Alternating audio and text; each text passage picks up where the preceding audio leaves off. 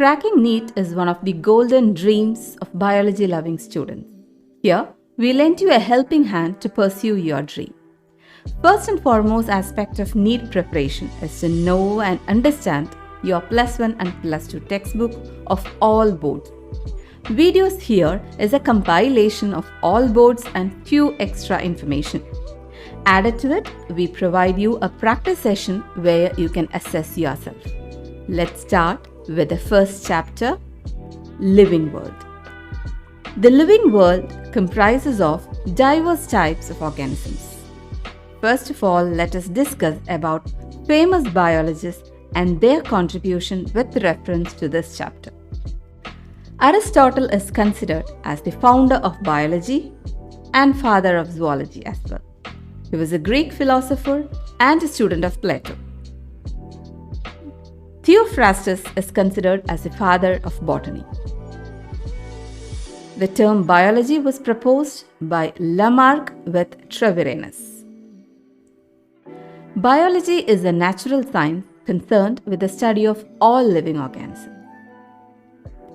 Biology includes botany, which deals with the study of plants, zoology, which deals with the study of animals, and microbiology, which deals with the study of microscopic organisms.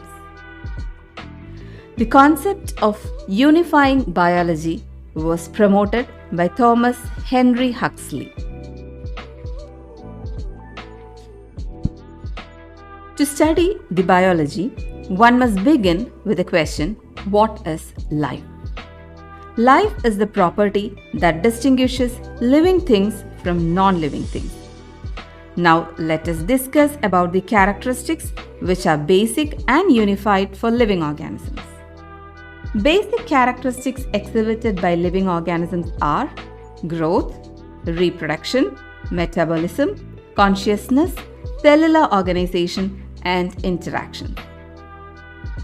Let us see how do these properties draw a fine line of demarcation between living things and non-living things. First of all, growth. Growth is the increase in number of cells and body mass. This happens by cell division. In plants, growth continues throughout their lifespan, whereas in animals, growth is seen only up to a certain age. However, cell division occurs to replace the lost cells. If you consider the non-living things, they do grow, but just by the accumulation of materials on their surface. They just increase in size. So, growth is not a defining property of living organisms. But can you deny the fact that living organisms grow? No. Thus, we must be clear that in living organisms, growth is from inside, which is termed as intrinsic growth. Now, reproduction. Reproduction refers to the production of progeny having features similar to those of parents. Two fundamental types of reproduction are asexual and sexual reproduction. Asexual reproduction involves no exchange of genetic material, whereas sexual reproduction involves the genetic material. In unicellular organisms, growth and reproduction are same because they reproduce by cell division, whereas lower organisms reproduce by various methods such as budding, regeneration, etc. But there are many organisms that do not reproduce. Example, mules, worker bees, infertile human couples, etc. Hence, reproduction cannot be considered as a perfect defining property of living organisms. In fact, no non-living object is capable of reproducing or replicating itself. Metabolism. It is the sum total of all biochemical reactions taking place inside a living system. It includes anabolism, which is the building up process, and catabolism, which is the breaking down process. No non-living objects exhibit metabolism. Metabolic reactions occurring outside the body of an organism are not living things but are living reactions. Hence, they are called as in vitro reactions. Thus, metabolism is a defining property of living organisms. Cellular organization. All living organisms are made up of cells. In fact, metabolic reactions occur in the cell. Thus, cellular organization is also the defining feature of all life forms. Consciousness is the ability of the organism to sense their environment and respond to stimuli.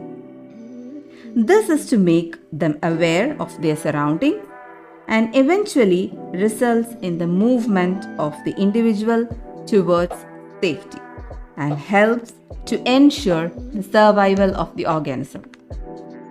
In higher classes, you will come to know that all living phenomena are due to some underlying interaction. For example, tissues work on by interaction among the constituent cells.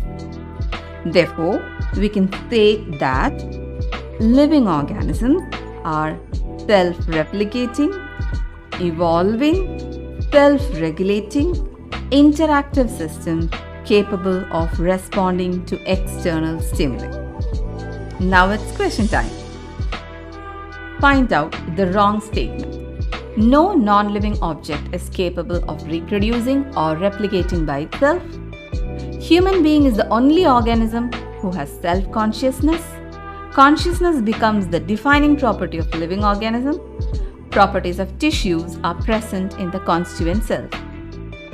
Which one of these do you think the wrong statement?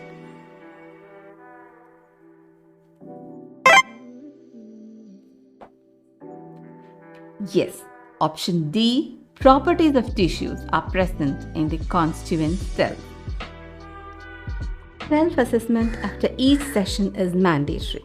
To help you with that, a link of a Google form is attached in the description box. Try it out. Meet you soon in the continuing session. Thank you.